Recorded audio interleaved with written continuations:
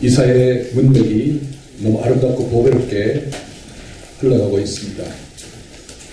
41장에서는 내가 한 사람을 택하겠다라고 하는 주제가 나오고 42장에서는 내가 택한 종을 보라고 종에 초점을 맞췄습니다.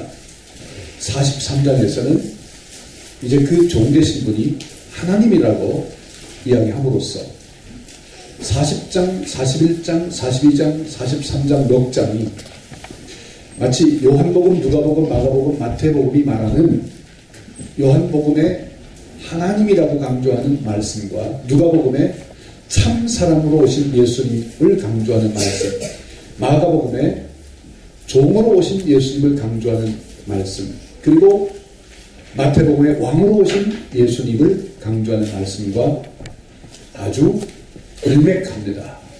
이런 관점에서 구약의 성경과 신약의 성경의 문맥이 우리에게 상당한 힌트를 주고서 이분이 바로 그분이다라고 하는 것을 우리의 문맥에서 말씀하고 있습니다. 귀 있는 분들은 들으시기 바랍니다. 첫 번째 문제를 보겠습니다. 41장입니다. 하나님께서 동방에서 한 사람을 일으켜 열국으로 그 앞에 굴복해 하시며 그로 왕들을 치리하게 하시겠다고 하셨습니다. 과연 동방에서 일어나실 분, 열국을 굴복해 하실 분, 왕들을 치리하실 분, 이분은 누구인가요? 라고 하는 것인데요. 정답 예수 그리스도입니다. 이사야 41장 말씀, 이사야 41장 말씀 1절부터 2절 3절까지를 한 목소리 읽겠습니다. 시작. 성들아 내 앞에 잠잠하라. 민족들아 힘을 새롭게 하라. 가까이 나오라. 그리고 말하라. 우리가 서로 재판 자리에 가까이 나가자. 누가 동방에서 사람을 일깨워서 공으로 그를 불러 자기 발 앞에 이르게 하였느냐. 열국을 그 앞에 넘겨주며 그가 왕들을 다스리게 그들에게 발에 티끌 같게 그의 발에 불리는 총에 같게 하며 그가 그를 쫓아가서 그의 발로 가보지 못한 길을 안전히 지나나니. 과연 이분이 누구인가 하는 것인데 예수 그리스도입니다. 특별히 8절 9절에 보시면 나의 종도 이스라엘아 내가 택한 야곱아 나의 것 아브라함의 자손아 내가 땅 끝에서부터 너를 붙들며, 즉 하나님께서는 동방에서 한 사람을 일으켜 열국을 그 앞에 굴복해 하실 계획을 갖고 계시는데 이 동방에서 일으키실 서방이 아니고 동방 예루살렘 베들레헴 한 사람을 일으키겠다. 그리고 나서 그리고 이분 밑에 땅 끝에서 8절 9절을 보면 땅 끝에서부터 이스라엘아 내가 너를 붙들어 오리라 라고 그리스도를 일으키시고 땅 끝에서부터 사람들을 불러 그분 밑에 있게 하시리라고 하신 거예요. 그러니까 11장에 열국에서 돌아와 본을 받으리라 라고 하는 것과 일맥하는 말씀이죠.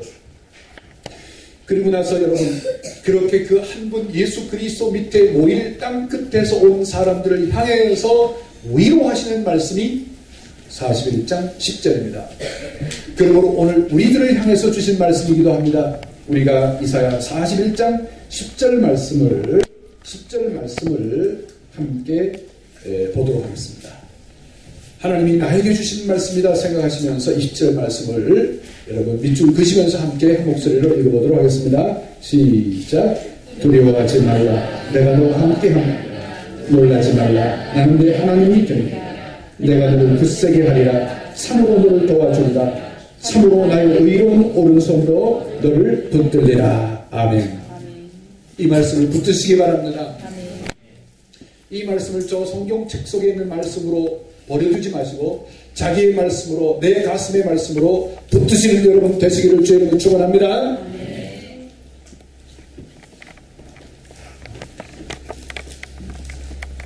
42장 두 번째 문제를 보십시다. 내가 붙드는 나의 종 내 마음에 기뻐하는 자 곧 내가 택한 사람을 보라. 여기서 하나님의 종이란 누구를 가리켜 말씀하시는 걸까요? 하는 것인데요. 자, 우리 요번에 42장 1절 말씀을 함께 보도록 하십시다.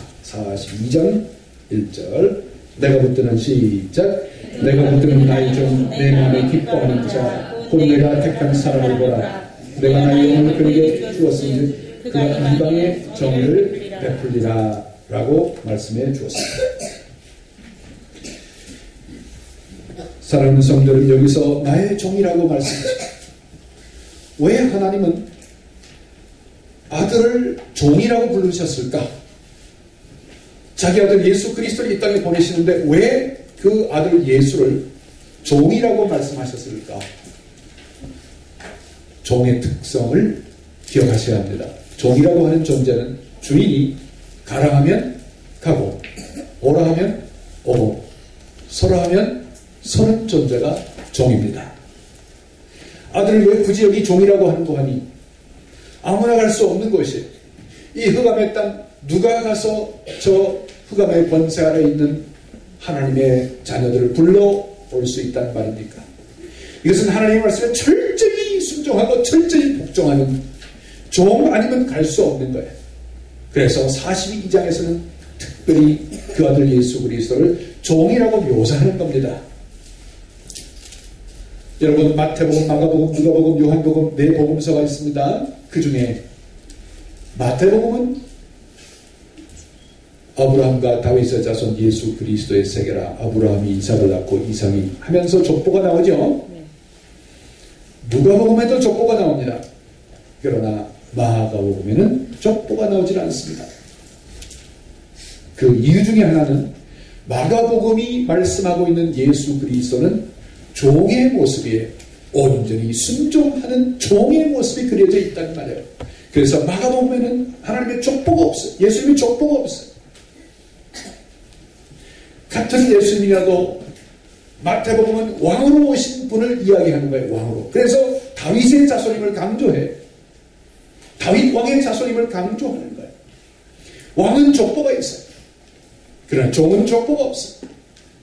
같은 이야기인데 여러분 이사야 42장에서는 종으로 오신 예수 그리스도의 모습을 미리 예고해주는 말씀입니다. 그러나 그분의 특징이 있습니다. 42장 2절부터 4절에 보면 이런 말이 있습니다. 그분은 외치지 아니한다. 목소리를 높이지 아니한다. 소리를 거리에 들리게 하지 아니한다. 상한 갈대를 꺾지 아니하시는 분이다. 거저하는 등불을 끄지 아니하시는 분이다. 진실로 정의를 시행하실 분이다. 그는 쇠하지 아니하면 낙담하지 아니하신다. 세상의 공의를 세우기 이르게 되면 모든 섬들이 그 교훈을 앙망하게 된다.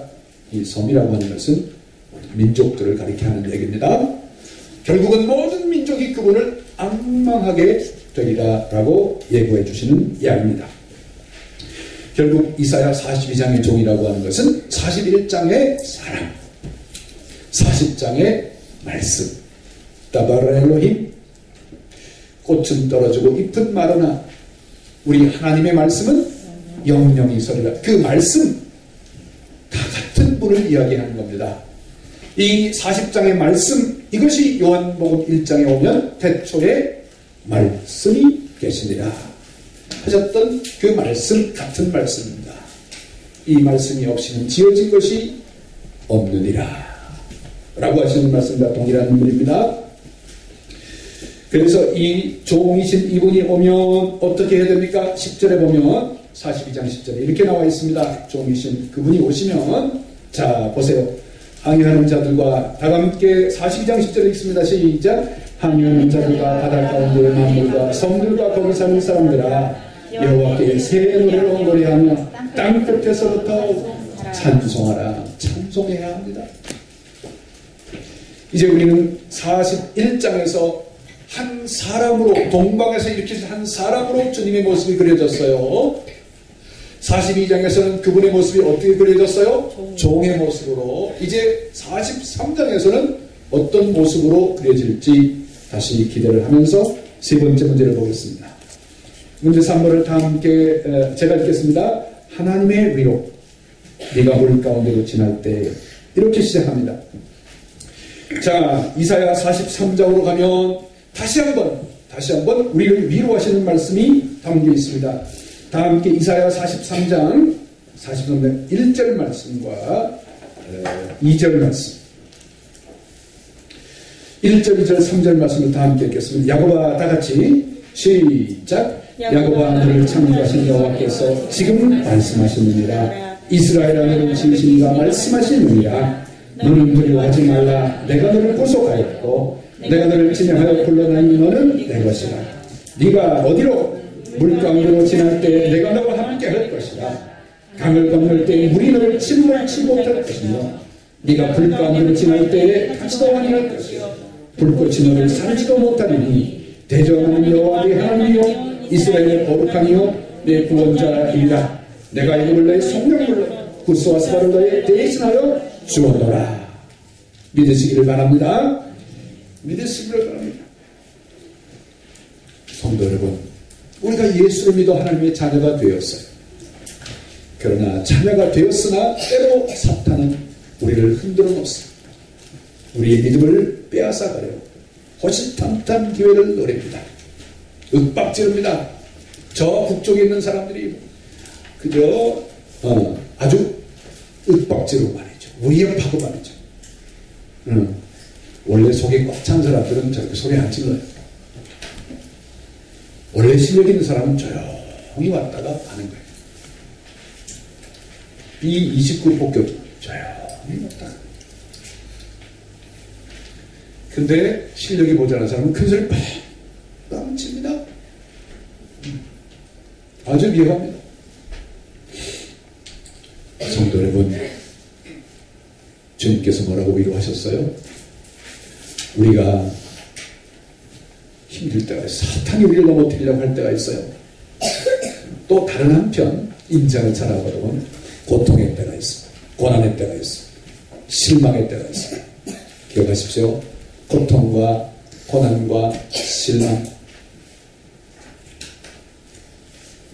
환경 때문에 고통이 올 때가 있어요. 내 육체가 아파서 고통이 올 때가 있어요. 인생이 내 마음대로 풀리지 않아서 고난의 순간이 있어요.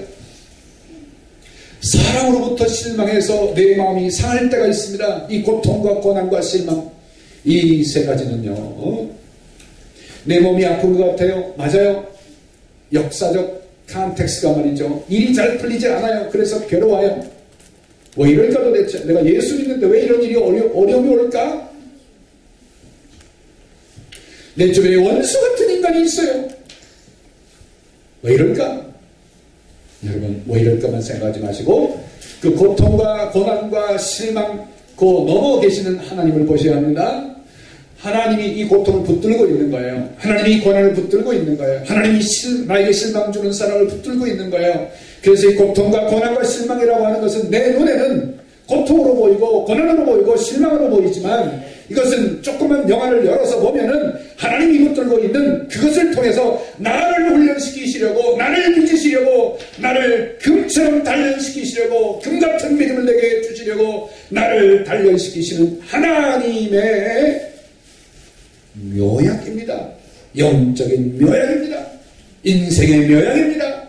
하나님이 사용하시는 나를 단련시켜서 나를 하나님답게, 하나님과 가까이 가게, 내 시간과 내 에너지를 세상에만 쓰지 않고 하나님을 위해서 쓰도록 나를 하나님의 사람으로 붙잡아들이고 일으키고 세우고 변케 만드는 하나님의 묘약입니다.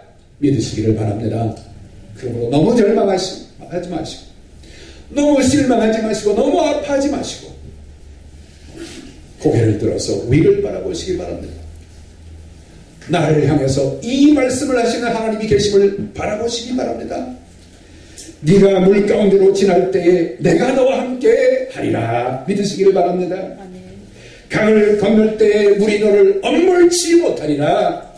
불 가운데로 지날 때에 타지도 아니할 것이요 불꽃이 너를 사르지도 못하리라. 야고보아, 내가 너와 함께하리라. 야고보아, 네가 어디로 가든지 너와 함께 있어 너를 지켜 반드시 이곳으로 다시 데려오리라. 창세기 28장의 말씀.